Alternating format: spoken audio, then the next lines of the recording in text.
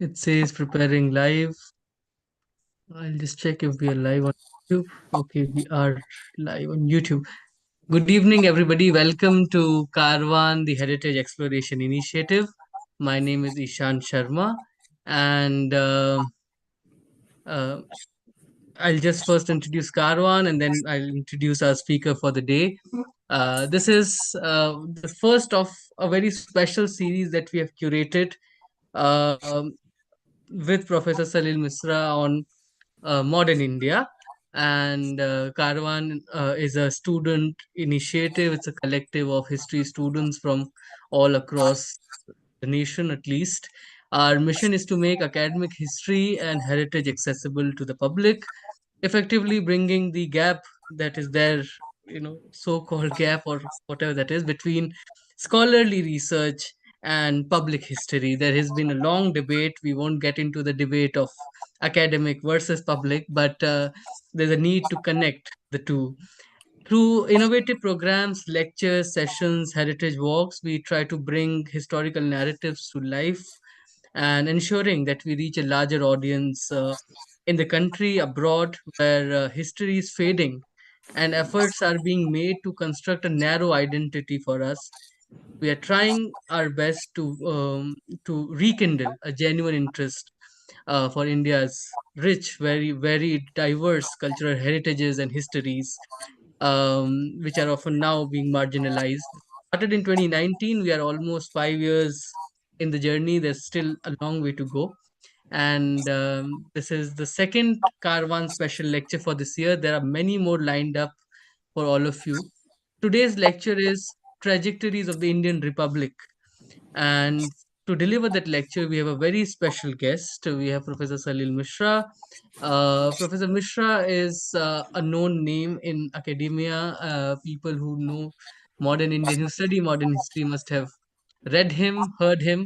He acquired his master's degree in modern Indian history from CHS JNU, from where he went to do a PhD on communal politics in UP between the time of 1937 to 1939 under the supervision of Professor Bipan Chandra. His publications include a monograph on a narrative of communal politics, Uttar Pradesh 1937 to 39, and a small booklet in Hindi on Swaraj Party brought out by the National Book Trust. The booklet was part of the NBT's mission to popularize Indian national movement among the rural audiences through a series of small booklets written in Indian languages. Another signal that historians were in fact reaching out to the public, and there was an effort being made always by the academia to reach out to the public. So without further ado, I think I would now invite our speaker for the day, Professor Mishra. Thank you so much for accepting this invitation, for being part of Caravan. Over to you. I'll see you after the lecture for a conversation. People who are watching us on YouTube can always drop their comments, your questions on the live chat, which I will read out in the Q&A session. Over to you, Professor Mishra. Uh, Thank you, Ishan. Thank you very much. And I'm very thankful to Karwan for organizing this series of lectures. When Ishan contacted me for a lecture, I gave him this option, and I thought it will be one of the three lectures, but then he decided that we can make it into a series of lectures, which means that I must establish the connections uh, between these lectures. I will do that, but my talk today is in the nature of an overview. It is a telescopic view of about 7 decades of Indian Republic. Because it's a telescopic view, there are going to be too many generalizations without really substantiating data. So concrete data may not be coming, but we can do that when it's time for questions and answers. I will try to be as non-judgmental as possible. What I'm going to offer you is a particular view. It can be internally modified. It's a kind of a framework. There can also be counter views. This, I might add, this is not my area of specialization, expertise. The next two lectures on the national movement and partition, I am on much firmer grounds on those two. But this as far as this lecture is concerned, I'm speaking more as an outside observer, but a keen observer. So I'm more of an outsider to this theme, much more of an outsider than I would be for the other two lectures. Now, when it was decided that I would speak on these, and I, Ishan said that I can take up to 1 hour. So I plan to take about 60 minutes and then I'll stop. Um, when it was decided that we will do these three lectures, uh, then I uh, then I thought of a possible connection between them. I and then I thought that one connection between these three lectures. Today's lecture is on trajectories of the Indian Republic. Then there are two lectures on what does national movement mean today, and the next lecture would be on the partition. How do we look at the partition of India in the 21st century? Now, as I thought, I discovered a connectivity, and I thought that these three lectures are actually connected to modern world, or rather the modern world, the new world order that emerged after the Second World War. Now, what are the salient features of the post-war world that developed after 1947? Firstly, decolonization. An enormously large number of countries, well over 100 countries, which were formerly colonies, they become independent. A new superpower rivalry. Since the 20th century, there were as many as six powers: England, France, Russia, Germany, USA, Japan. They got into a fierce rivalry for a domination over the planet. The First World War reduced these six into three. There were three ideological groupings: the socialist world, the liberal democratic world, and the fascist world, with their own headquarters and leadership. And the Second World War reduced these three into two: the Soviet bloc and the liberal democratic or the American bloc. The leaders, USA and USSR, being the leaders. So from six to three to two, the outline changed, but the fact of global domination that remains. And the third important thing that happens is that there is a new twist to the idea of nationalism. There is virtually a new phase in the life of nationalism. If we look at the 19th century, the major experience of the world experiences nationalism in two major ways. There is a state-sponsored nationalism in which state takes the leadership in homogenizing society through education, etc., as it happened in England and France.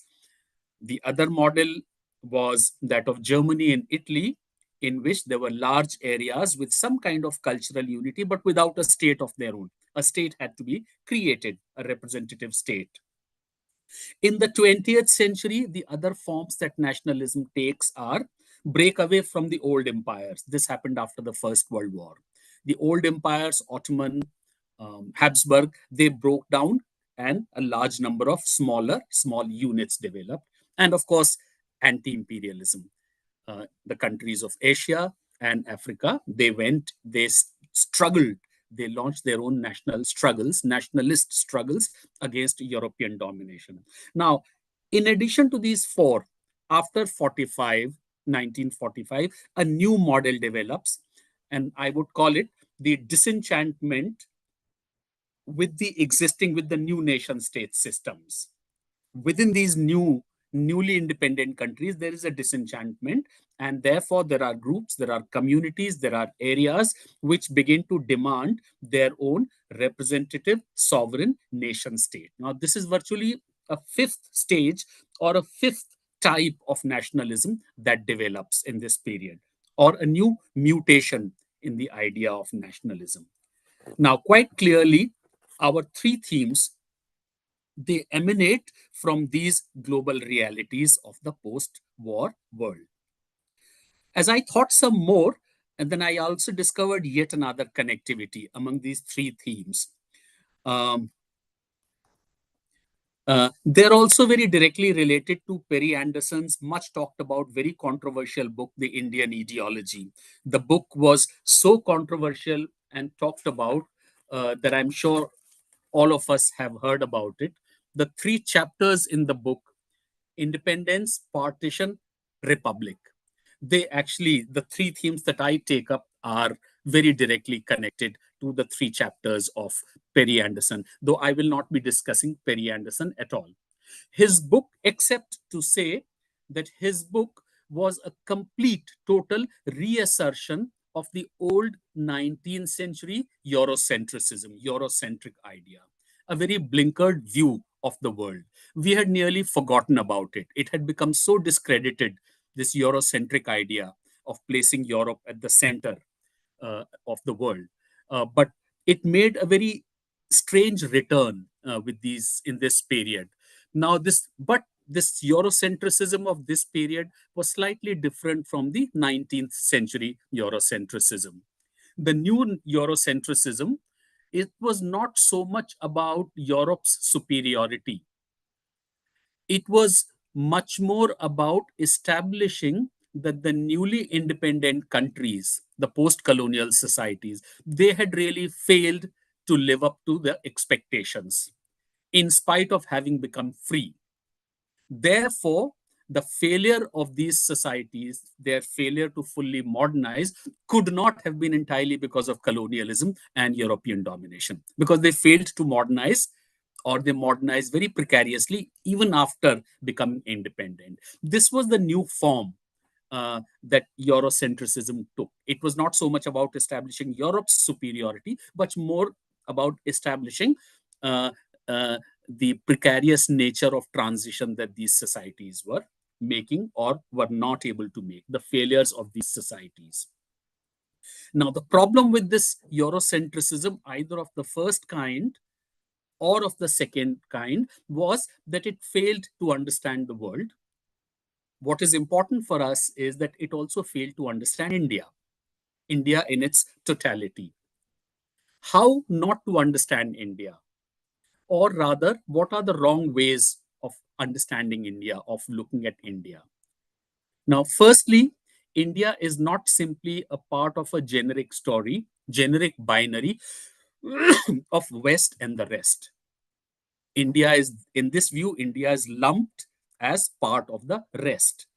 Now, this is problematic because both the categories, the West and the rest, they are quite questionable. So, India is not to be seen as part of the West and the rest dichotomy, binary. India is also not to be seen through completely Orientalist lenses. You know, the exotica, the land of spiritualism at a serious level, and at a more fictional level, the land of tigers and the snake charmers and the elephants and so on. So it is not to be seen also through Orientalist lenses. That will not give us a good picture of India.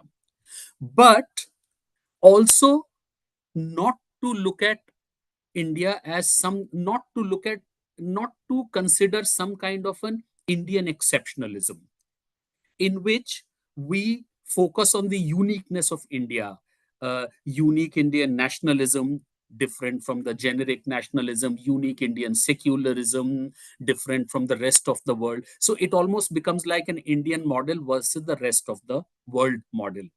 And it, to a, when we take this idea to an extreme, it virtually says that the global theories, they do not really apply to India because of uniqueness and exceptionalism of India. That's also not the way to look at India. I think we must discard these ways, Eurocentric ways, West and the rest, Orientalist lenses, but also as some kind of an Indian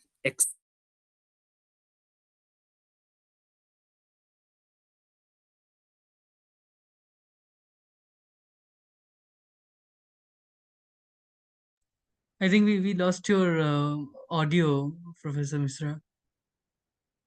We can't hear you.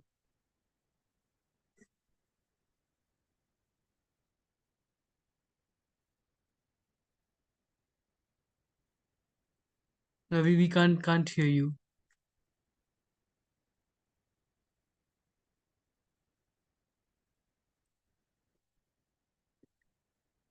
Can you try joining again? Is it possible?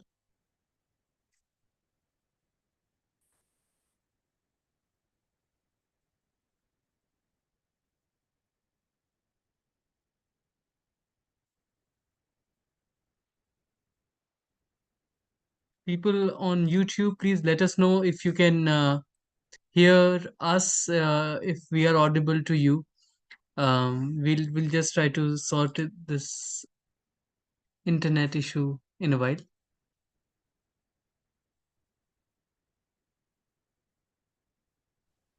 Am I audible now? Yes, you are. Yes. Uh, so, uh, so I was saying that once we discount these ways of looking at India, how should one look at India? And I'm suggesting that without resorting to Indian exceptionalism, one can still look at India as an extremely important social experiment in the 20th century. So, this is how India fits into a global history of the 20th century. I think India can be seen as one of the two extremely important social experiments which are being carried out in the 20th century. One, of course, is the Soviet socialist, and the other is the Indian experiment is all about trying to modernize itself, the structure and the minds of the people, by retaining some of the positive features of the tradition. Above all, by retaining the plurality of the society. Now, this was a huge challenge. This is the Indian utopia. We know that the Soviet socialist experiment clearly failed. On the Indian experiment, the verdict is still pending. We do not know. We might still fail, but at the moment, a final verdict is not available to us as social scientists. This can be the matrix in which the trajectories of the Indian Republic can be understood and also assessed. So, this is the background before I start. There is one more point that I want to make before I concretely discuss the trajectories. There is a global theory that argues that modern industrial societies tend to be much more monostranded rather than multi-stranded. This means that there is an economic that it means that the economic and political and cultural trajectories of these societies do not go into very different and divergent directions. They're all somehow connected. That is what makes a modern industrial society monostranded. Now, this is a slightly different from the historical materialism argument, the base superstructure economy constituting the base. This new theory, global theory, says that modern conditions create a certain range for these trajectories, and these trajectories do not generally transgress or transcend this range. And of course, they are connected to one another. Let me just give you a very brief quote from a book by Ernest Gellner. The title of the book is Legitimation of Belief. This is a kind of history of modern philosophy. Let me quote: "It is unthinkable that a society should be, say, collectivist industrial in its mode of production, feudal in politics, laissez faire in culture and education, and tribally local particularistic in religion." Let me just repeat the quote.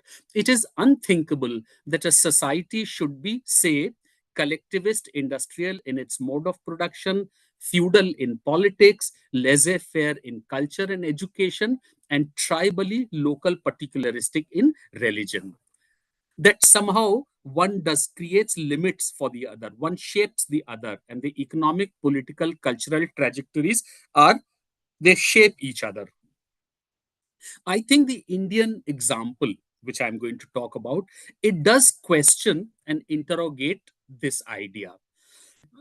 Even though the idea in its broad outline probably is valid, but there are reasons to question this. Let's now look at the trajectories of the Indian Republic. The starting point of our story is 1947, or rather, the period 1947 to 52.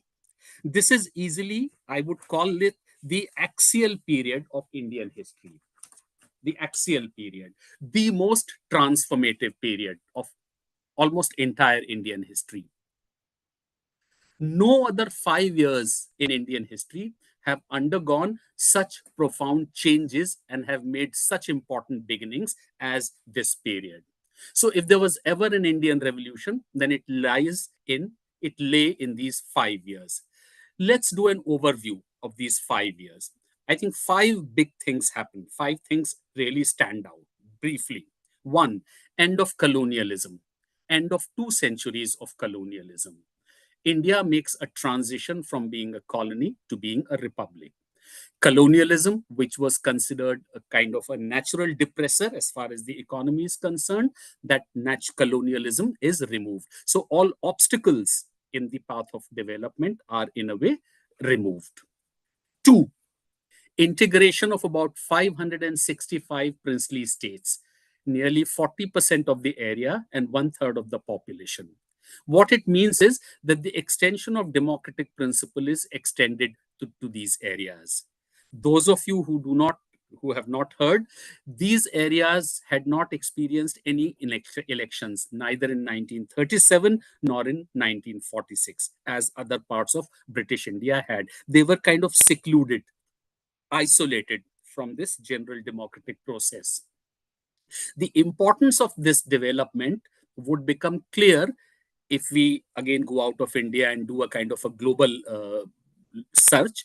If we look at what happened to the Ottoman Empire after the First World War, once it came under the British and the French domination, the number of small states, small countries, city states, there was any number of them, which it was possible for them to become affluent. Many of them became affluent for various reasons, but they were really struggling, and they're still struggling to establish democracy. So the importance of this, India might well have gone that on that path. Importance of this integration of 565 princely states lies in this. So it was an extremely important development. Three, formal dismantling of feudalism from Indian agriculture. This meant that about 20 million former tenants, they become owners of the land that they had been cultivating. This development eventually fed into the Green Revolution and also had very serious political implications. Four, India acquired a constitution that was both representative and emancipatory. Now, this combination of the two is not easy to get. It can be one, you can be one, but not both of them. You can be representative or emancipatory, but Indian constitution was both. If a constitution is representative in the Indian case, it simply means that it is representative of a traditional, hierarchical, and patriarchal society. And then it would not be quite so emancipatory. The generic point that I'm trying to make is that superior ideas are a minority accomplishment. They are not a given condition. They are not a people's or a society's or a country's birthright. The transition to these ideas can often be extremely complex and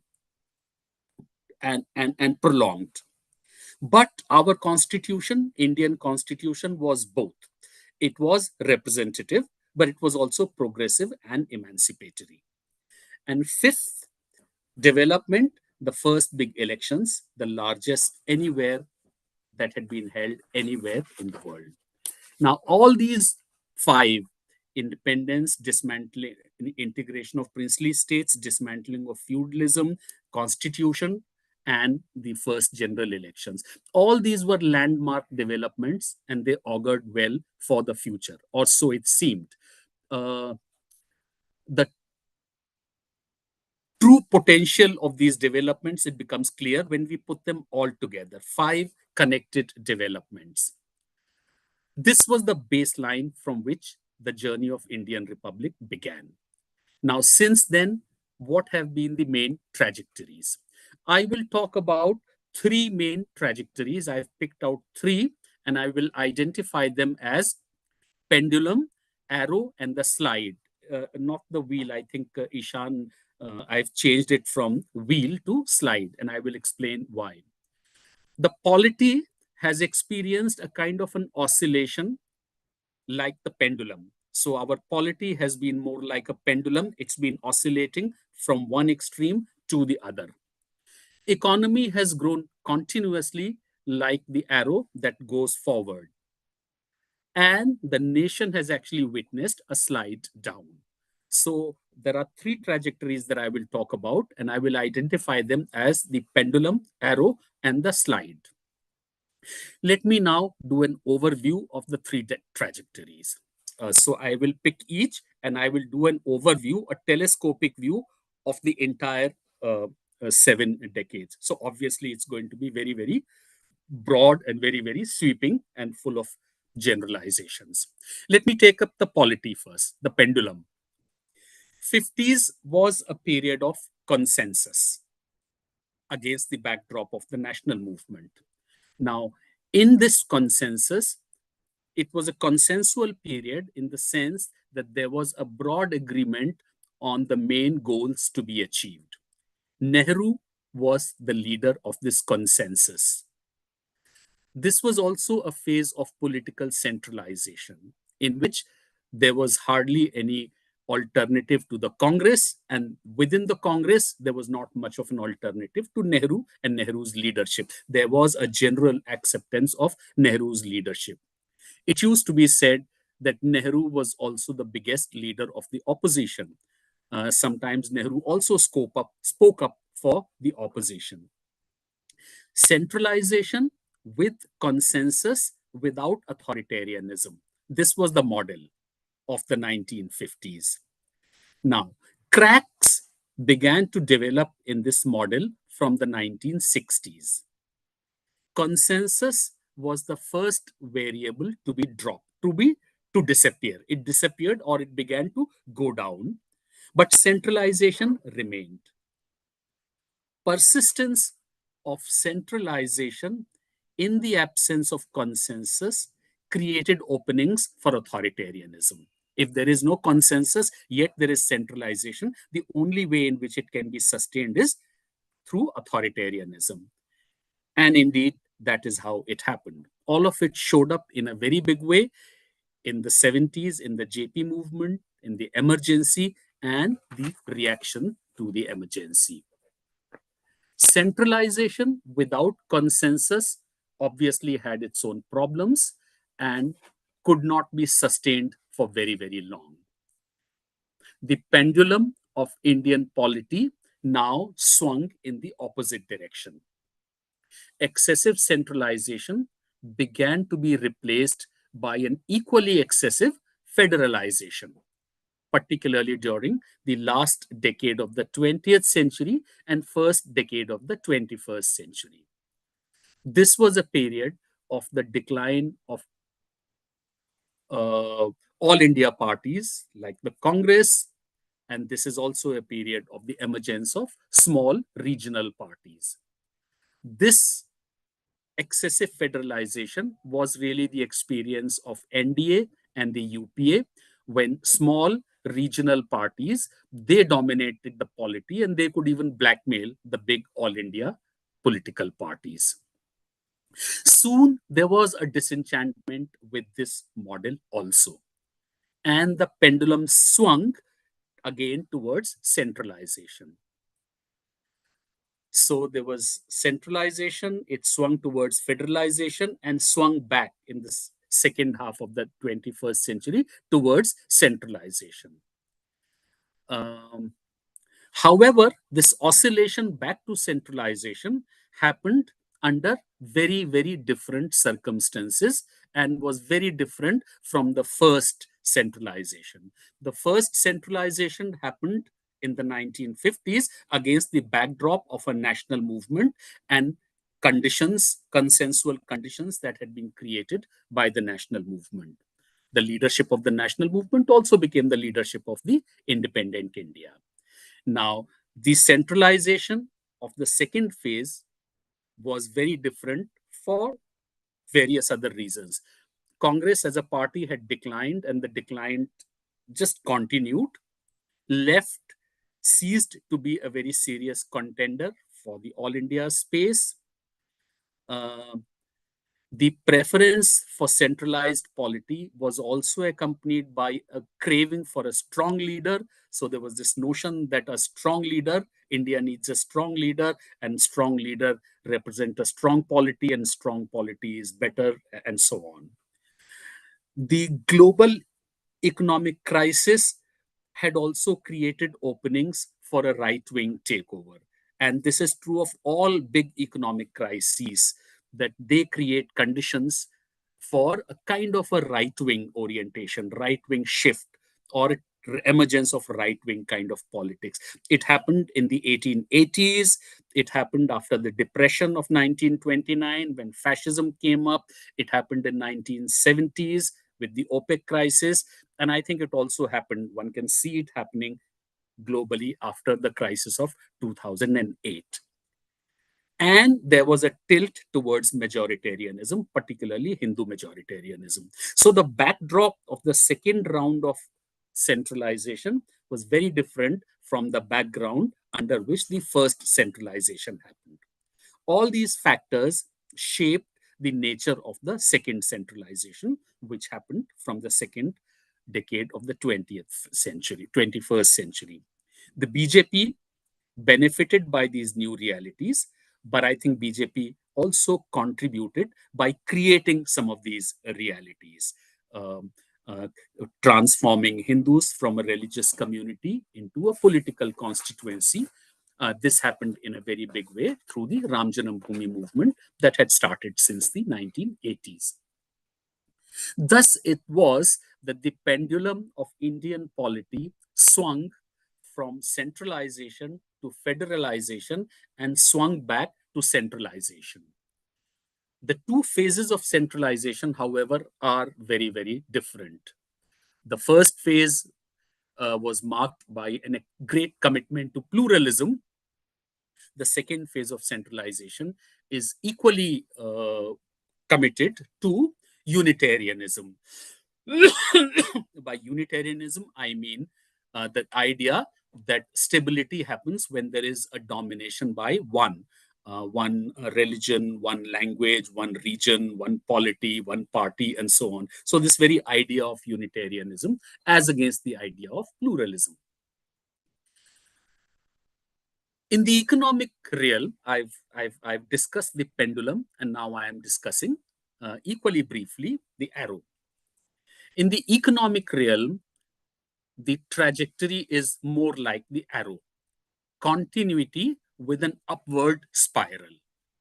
Um, Around the time of independence, there was a consensus that India had to economically grow through self-reliance. Self-reliance was a big priority, and I think there was almost a consensus around this idea of self-reliance. Um, um,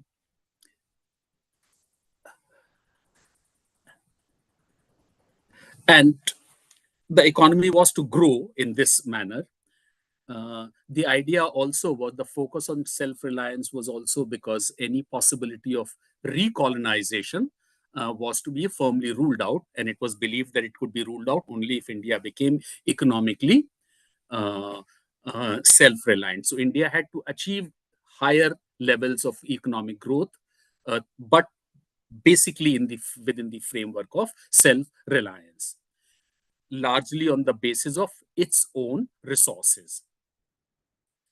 Um, it was in this broad policy framework that we need to look at various decisions, big decisions of the independent Indian state, whether it's the planned model, whether it's the import substitution strategy, or it's the green revolution. They are all tied up to it. They all make sense if we see them as part of this grand project, grand idea of building self-reliance. Once self-reliance had been ensured in a substantial measure by the 1980s through green revolution in 1970s and by becoming more and more self-sufficient in oil and petroleum in the 1980s, it was then that Indian economy took the next big step. The next big step was of greater participation in global economy to achieve more growth and to suitably prepare and reform the Indian economy towards that goal. Therefore, internal reforms, therefore, liberalization, and so on. This meant freeing the economy from various bureaucratic and political controls and shackles. This also meant creating incentives for private initiatives and so on. The focus on growth has also enabled the government to practice welfare. Some of the major welfare schemes since the 19s, Manrega, right to education, supply of free ration to crores of Indians during COVID, all of these belong to the phase that was of Indian economic policies that was initiated in the 1990s. So one can also say that the old paradigm of growth versus welfare, in which growth is seen as connected to capitalism, welfare is seen as connected to socialism, can be replaced by a paradigm in which welfare is crucially dependent on growth. One cannot happen without the other. The two, growth and welfare, being organically connected to each other. Welfare needing growth, and once growth happens, then if growth is not inclusive, then it's pointless. But welfare cannot happen without growth, and if growth happens without welfare, then again the benefits do not reach most people. So welfare and growth are to be then seen in this view as organically connected to each other. Thus, the economic trajectory has been one of growth and continuity rather than change and reversal. Changes like the ones in 1991, changes in government policies, should be seen more like the next step rather than any kind of shift or deviation or change. It's a next step. It's the logical next step. Once self-reliance has been achieved, then the country economy is in a better position to look to participate in global economy. And for that, then internally economy has to be reconfigured, which is what happened in 1991. However, it is in the third trajectory, that of the nation, that there has been a mutation and a downward trend. This is the slide stage after, this is the slide after the pendulum and the arrow. Let me explain. A nation of Indian people, or a national community, if you like, began to develop from the second half of the 19th century. The mainstream imagination of this nation was that it was civic rather than ethnic, territorial rather than religious. What it meant was that anyone who lived on a particular territory was automatically a member of the nation, member of the national community, not through membership of this or that community, but by the very fact of being a part of the territory. So it was territorial rather than religious. It was plural and inclusive rather than unitarian. Um, this meant that people did not necessarily have to give up their other identities. They did not have to compromise with their other identities of language, culture, religion, etc., in order to become members of the new national community. They could retain their multiple identities and yet be a part of the new national, putative national community of Indian people. So the imagination of Indian nation, new Indian nation, was plural and inclusive rather than unitarian. And it was federal rather than centralized. it was not excessively centralized. Plurality, multiple units, multiple identities, they were somehow sought to be accommodated broadly within the imagination of the Indian nation. So the new imagination, the mainstream imagination of the nation was that it was, I'm repeating, civic rather than ethnic, territorial rather than religious, plural and inclusive rather than unitarian, federal rather than centralized, and non coercive. So it was inclusive. All nationalisms are inclusive, they have to be, but it was inclusive in a non coercive manner, which meant that uh, coercion was not to be exercised while insisting on a membership of the nation. This had its own problems. It also created its own crisis. One major crisis of the Indian nation was when an alternative imagination developed in the 1940s. The demand for Pakistan came up as a separate sovereign representative nation state of Indian Muslims, demanded by Muslim League under the leadership of Jinnah. All the resolutions of the Congress, they said, and the leaders, Gandhi also, they said that we would like one Indian nation, but there is no way in which we can coerce or forcibly keep a group or a people within the Indian nation against their wishes. Gandhi has this big statement where he said that I can think of no non-violent way in which to insist on everyone's membership. We are a family. Our nation is like a family. Family is the imagery Gandhi uses. And he says we are like a family and any member can seek a separation so long as we remain a part of the family. So I think being non-coercive was a very important feature of this mainstream imagination of Indian nation. One important leader, Surendranath Banerjee, wrote his autobiography and he gave it a very evocative title. He called it A Nation in Making. He wrote his own story and he gave it the name A Nation in Making, almost suggesting that his life, as he was living, is a micro reflection of the larger life of the nation. And it was a nation in making.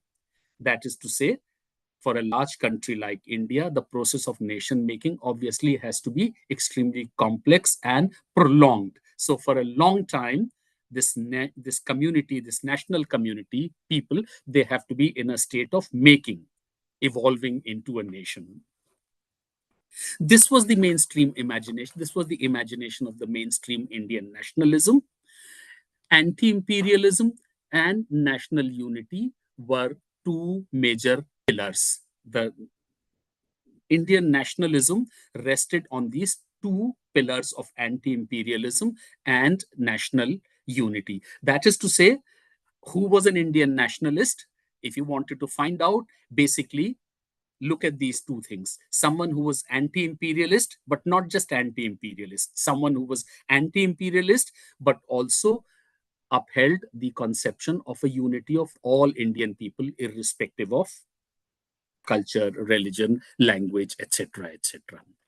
After 1947, anti-imperialism obviously ceased to be a major pillar of Indian nationalism because of the removal of imperialism. What should Indian nationalism, what should the Indian nation be based on? This was an extremely important question before the leaders of the independent India, before Jawaharlal Nehru. Nehru then based it on developmentalism, social harmony, and also by linking it to internationalism, which essentially meant that India, representing its people, India should acquire a place of pride in the world community of nations. India should have a special place. India should play a role in global affairs. Nehru's big interventions in 1956 in the Suez Crisis, in which England, France, and Israel invaded Egypt. After Nasser had nationalized the Suez Canal, Nehru's big intervention in the Suez Crisis and the Hungarian crisis, again in 1956, they reflect this, that Indian nationalism has to be outward, has to be oriented towards outward. Internationalism has to be a very, very important component of Indian nationalism. Nehru also set up, interestingly, an emotional integration council in 1962. Uh, Nehru knew that for a country like India, for a plural society like India, which takes great pride in its plurality, obviously religion or culture or language cannot really be the base for the Indian, for nationalism, the uniting principle. What should it be based on? And Nehru suggested that all Indian people should strive to develop a common emotion. Indian nationalism should be based on an emotional unity. And he was serious about it because in 1962, he set up an emotional integration council, which had politicians, leaders of the opposition, it had bureaucrats, it also had academics, sociologists in it. M.N. Srinivas was a member of the emotional integration council. Their report is out on virtually every question: culture, language, education, history. It's an extremely nice book. I think there should be, at some point, there should be an opportunity. There should be a lecture to discuss almost in its entirety the report of the emotional integration report of the Emotional Integration Council.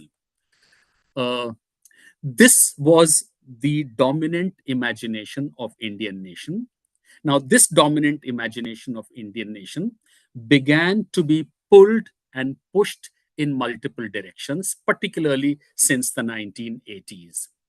Its legitimacy was, on the one hand, it was questioned by separatist movements that developed in Punjab, in Kashmir, and parts of Northeast. There was also an attempt to orient it towards a Hindu majoritarian direction, and that happened by the Ram Janambhoomi movement, which actually talked about pride, dignity, everything of people. But it was a temple which was a symbol of this national pride. This Ram Janambhoomi movement became very popular subsequently, but it started in the 1980s. And its internal fault lines were highlighted and sometimes also exaggerated by the new Dalit assertion in politics. So, all the three things, questioning of the nation, questioning the legitimacy of the nation by separatist movements, an attempt to reorient it towards a majoritarian direction by the Ram Janambhoomi movement, and highlighting and sometimes exaggerating the internal fault lines, particularly of caste, of this Indian nation. All of these began to happen in the 1980s, and they created a very serious challenge for this imagination of Indian nation. The old ideational fabric of Indian nationalism was put to a very severe test.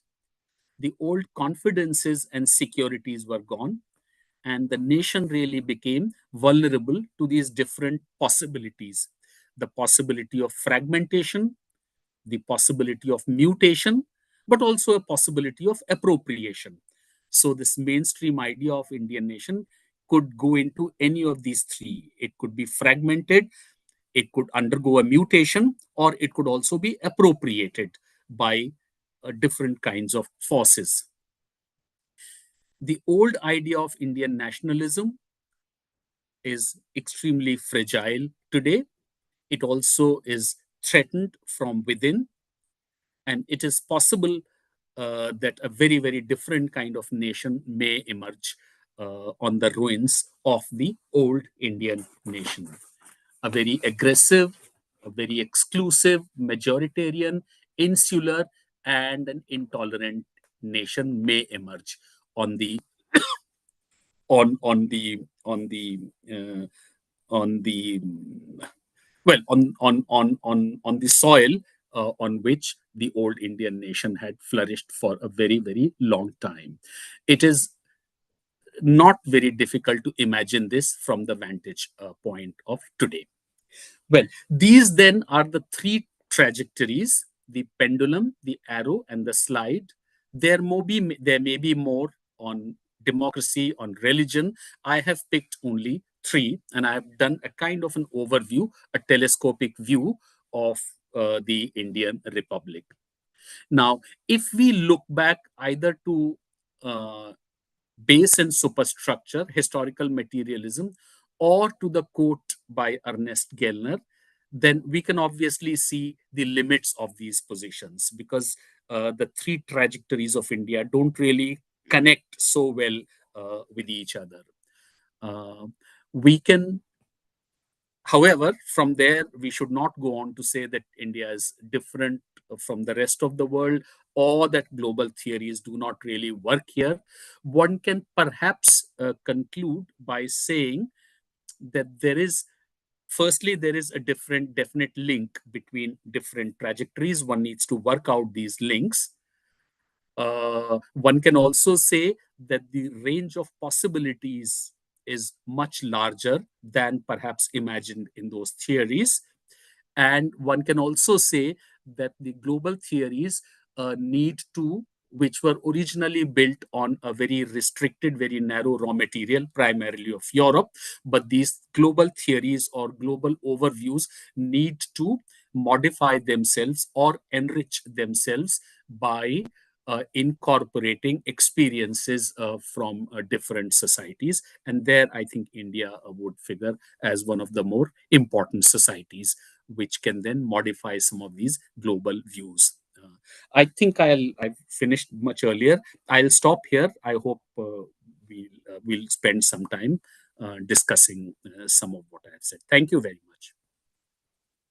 Thank you so much, Professor Mishra, for this brilliant beginning of a series of lectures that you will be presenting. And you started with a good introduction of how we can look at this whole series of lectures with a common thread.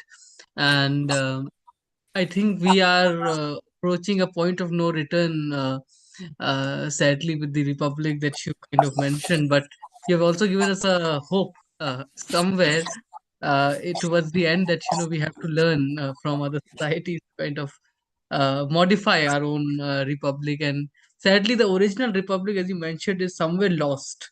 What the makers of the republic kind of thought for, and I don't know if we start from the Ayodhya Babri demolition, or should we go back to Morarji Desai and much more back to Mrs. Gandhi? And how do you see the from where did this fragmentation begin, which kind of ultimately led to the Babri demolition? I think the Indian nation was reasonably secure and confident, uh, and the it sometimes there is a kind of a conflict between nationalization and democratization of societies. That is to say, societies which are not very democratic, they are able to retain and sustain their idea of nationalism and all the grand ideas. And they can do both. Sometimes the democratization of the society brings in all kinds of forces, particularly in plural societies, and then they begin to question the existing boundaries of the nation, features of the nation, and so on. India had done well in the sense that its democratization and nationalization, nationalism and democracy, they went rather well with each other. People were mobilized, and they were mobilized under Indian nationalism, whose outlines had been prepared in the 19th century. And I think this went well till 1960s.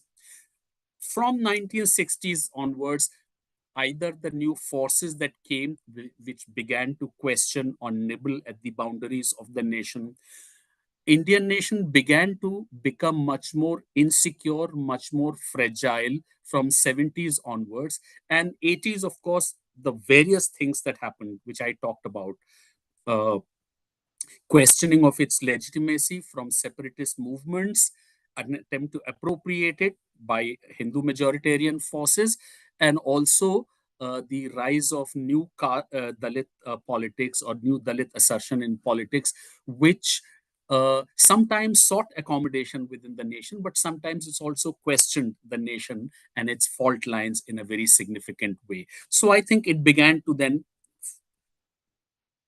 fall apart, and it this scenario of the 80s actually created new possibilities in which uh, fragmentation could happen, mutation could happen, and that actually created the big weakening of the Indian nation. And I think it remains even now.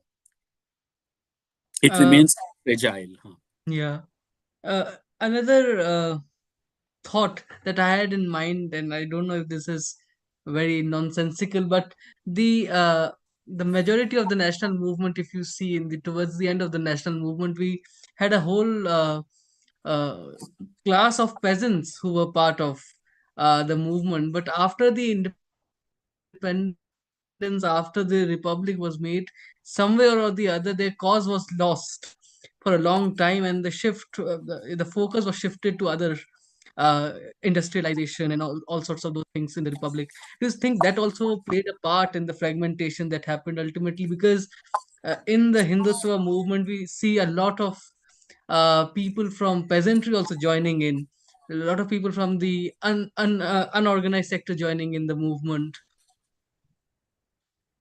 Well, at one level, it was. We can one can also look at it as a success story. As I said, the dismantling of feudalism in 1947-48. What it did was it brought to the fore new forces, the erstwhile tenants who had been cultivating the land, and they became the new landlords. And this was an extremely landlordism at a cultural level, at the level of who are the natural leaders in villages, all that, the new developments after 1947, they put an end to all that. A very very new kind of leadership began, and it began to assert itself also in politics. It also contributed very much towards the green revolution that happened, and towards the fact that India became self sufficient in fruit procurement. It was in some ways related to what happened in 1947. So the fact that there is a new within from within agriculture, a new class emerges, that in itself is not a challenge to the Indian nation. That can very easily be accommodated within the Indian nation. So I would not see the challenge as coming from this sector. And they would have their own demands. They would launch struggles, as indeed they have. Some of them are successful, some not so. But I don't think that per se weakens the Indian nation. In some ways, it strengthens the Indian nation. Nations are not weakened by protests. Nations are weakened by questioning. When there are struggles which question the legitimacy of the nation, and many of these, the various mass struggles, they have strengthened the Indian nation rather than weakening it. But you also suggested that authoritarianism is ultimately, it is also part of the whole process of. Yes, I'm looking at authoritarianism as related to a particular kind of a context. There is a particular context in which authoritarianism emerges as an important option when there is no consensus. So if there is centralization without any consensus, then that creates openings for authoritarianism, as far as the ruling classes, the state is concerned. um, I also open the floor for people to send their questions on YouTube Live. We have one question by Vidya Khader. Her question is: can you touch upon the role of media in all these phases? Did they change from the value based to profit making or popularity chasing? Well, I think India is among the non-European countries. I think India is a good example of a country which had an extremely rich media, particularly print media. Our journey started in the 19th century. In the 20th century, we had a very rich and vibrant media in English, in Hindi, but also in various other regional languages. I do not know how well it did commercially, because the the section of the reading public, the proportion of the reading public was not very much. With these After independence, with the spread of literacy, etc., I think it became a um very important commercial venture. However, the Hindi speaking area remained somewhat backward for very obvious reasons, because this area was economically backward. It had the numbers, it had the people, but the Hindi media really developed much more after 90s, not before that. So I think commercial considerations really have to be there. I mean, why else would we have print media, whether it's print media or it's electronic media or any other? So I think commercial considerations have to be there. The question is that along with commercial considerations, uh, some of the roles, social roles that we associate with the media, some of what we consider important social virtues, are they getting compromised or not? And I think they are actually getting compromised. Uh, an ideal combination is that media, both print media and electronic media, should do well commercially. It must do well. That's very important. But somehow the basic our expectations from the media, the basic values, independence, integrity, all that should not be compromised in a very big way. But yes, that seems to be happening. But I don't think it's happening because of commercialization of media. There are other reasons why these basic values are being compromised. Commercialism has to be there. Without that, our media will not survive. Do you think the do you think we'll have another emotional integration council ever in today's context? Do you think that's the need of the hour? Yeah, no, I we shouldn't have it, because I think this is a very different context, this is an era of identities. We are living in an age of identities much more than we did in the 50s and 60s. So in an era of identities, and identities along the lines of culture and religion and language and so on, so any focus on emotion can easily regress into a very right wing kind of politics. So it will only strengthen uh, identity politics, communalism, casteism, and so on. So I think um, we run the risk of sounding very elitist, but I think we have to think in terms of rational scrutiny, rationalism, and rational ways of creating unities amongst the people rather than emotions. Emotion is a double edged sword, it can cut both ways. It can also create destructive possibilities in a society. So we have to recognize this negative role of emotions also. Under an enlightened leadership, of course, you can talk about it, but I don't think this is the time. Not as yet. This is not the time to focus on emotions. I think it was Faiz who said वो सुबह कभी तो आएगी. So Sure. we wait for that. Lipakshi Amita asked the question that what was the impact of Emotional Integration Council? How did it affect the perception of people of India and newly formed states? I don't know. I would like Lipakshi. Thank you. I would like to know that, but I've just looked at the report, but I have not. I don't know how widely it was discussed. Did it result in any kind of policy formulation? Did it result in the creation of certain institutions? There was a National Integration Council, but apart from that, I don't know uh, the extent to which its recommendations were carried out or were reflected in new policy formulation. But that's an important theme. We need to figure out what happened to the report of the emotional report of the Emotional Integration Council. But unfortunately, I don't know much about this. We have a question from Professor Margaret Coves of Delhi University. Her question is, please explain what was the role of Nehru's nationalism in the context of the Swiss crisis and the Hungarian uprising of 56? Um, Suez crisis, was that 100 years had passed since the making of Suez Canal, and so Nasser just decided to nationalize it. Now that had very serious economic implications for European powers. If you look at the map globe, you would realize the great strategic significance that it had. So it created a huge crisis, and of course, retaliating to it against it, England, France, and Israel, they invaded, not decided to, they invaded, and this created a global crisis. And I think the two forces, America, which took an important which took an important initiative. America, of course, did. It refused to support England and France very much, and Nehru almost rose as as an international statesman. And I think these people, they put pressure on Nasser to withdraw the nationalization, and they put pressure on England and France to withdraw the invasion. Basically, they worked out a compromise formula. It was a compromise formula. It was a pragmatic formula in which both sides were virtually forced to retreat.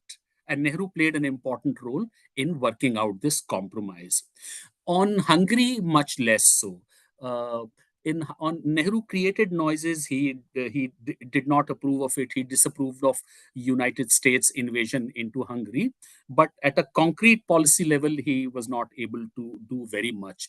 This was the time when Chow and Lai visited India, and Nehru and Chow and Lai had a long meeting, and the minutes of those meeting, the conversation between the two, it's there in Nehru's selected works, in which uh, the two leaders have a very different position on Hungary. Chow En Lai is saying that this matter belongs to socialism. Socialist world is under attack from the other bloc, and therefore whatever it takes to defend socialism has to be done. So it's not a question of one country invading the other. It's a question of protecting and protecting socialism from the onslaught of capitalist forces which are trying to infiltrate. But Nehru completely disagrees, and Nehru says that socialism can only survive if it is aligned with democracy. He says the greatest strength of socialism will be if it follows the democratic path, if it seeks a democratic consensus. And Nehru said that the USSR is not doing it. So publicly, openly, but also in his conversations with other leaders, Nehru expressed a disapproval of the Soviet invasion over Hungary. But obviously, it did not extend to any major intervention on Nehru's part. On Suez crisis, yes, he was a part of the team which eventually was able to effect a compromise on this question. Thank you so much, Professor Mishra, and thank you so much, everybody, who joined us for this Q&A. This was the first of many lectures that Professor Mishra will be delivering on Caravan. The second is scheduled for 11th February 2025. Same time, 9 p.m. Have your dinner and then join us on YouTube lives and learn. And as Professor Mishra said, we have to. It is our duty to promote rational thinking if we wish to modify and not get into the whole spiraling and sliding down of the trajectory of the Indian Republic. If we have to really modify and get to a better place, there's a need for rational thinking. There's a need for reassessment of a lot of things. The next lecture is on the Indian national movement today, its relevance, and a whole range of themes that we will be discussing under it. And then on the 17th, we'll have making sense of India's partition in the 21st century. Two major themes that we'll discuss. And then, of course, we might have a lecture on the Emotional Integration Council report, which is very fascinating to learn. But as Professor Mishra pointed out, the dream of the Republic, which was more inclusive, more open-minded, more rational, more secular, is somewhere lost, and we have to reclaim the Republic. And we just celebrated the Republic Day, and I think It was the death anniversary of our father of the nation, Mahatma Gandhi, the assassination day. So we have to save the republic from the forces that killed the Mahatma and that killed the republic. So I hope that sense prevails. Thank you so much, Professor Mishra, Thank for taking out time to deliver this lecture. Thank you so much, everybody who joined us on this YouTube live. Share this with your friends. Ask them to attend the lectures live so that you can interact with the scholars. We will be live again tomorrow at 9 p.m. to discuss something else. Tomorrow is the 50th the 50th anniversary of Diwar, another film that came out at a very crucial time of Indian history, and that made the angry young man characters. We'll be discussing that. And on the 2nd of February, we will be discussing China and the role of China in World War II with Professor Rana Mitter, who will be joining us from America, Harvard University, if I'm not wrong. So do attend that lecture, everybody. Thank you so much. I will end the live right here. See you all, and as I always say, keep reading, keep thinking, keep questioning. That's how you'll keep yourself sane in these insane times. Jai Hind, Jai Samvidhan.